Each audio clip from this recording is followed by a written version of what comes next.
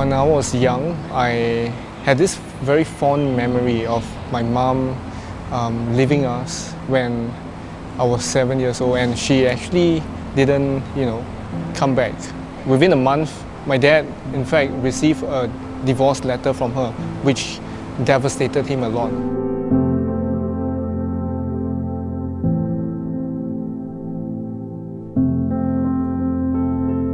It was a very tough time because I was heavily bullied. At the point of time, they even called me motherless.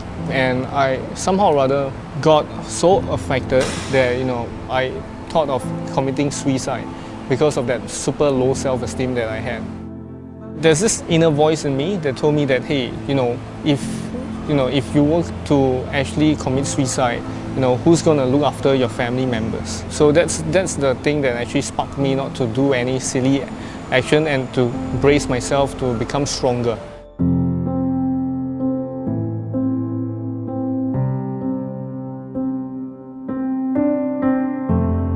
Nursing actually allows me to understand her. It helps me to build up empathy for her, and also at the same time it helps me to learn how to communicate with her. There's this time where I actually brought her to watch the movies with me, and there was this touching scene that I happened to see her, watching it, and she was touched with tears.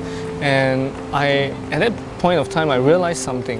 I realized that, even though she's suffering from a mental disorder, she also feels the same way as how we will feel, when we watch the movie as well.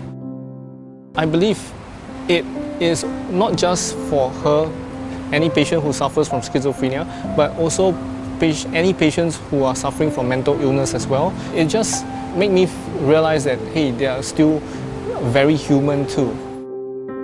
The thing is that sometimes when she's off, like when she's having a bad day, okay, she will actually scold me, call me names, ask me to go and die and stuff like that. So instead of feeling so affected by it, I would just let her ventilate.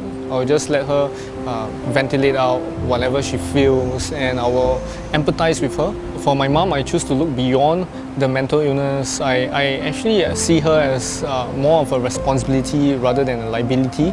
So I will, tell myself to love her even more, even though she left us. Ma'am, how are you feeling today?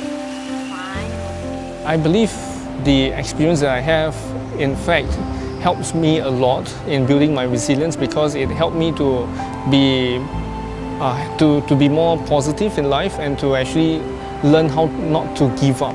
Keep on going, keep on loving, and keep on moving towards the I would say the goal of having zero stigma in mental health and mental wellness and mental illness.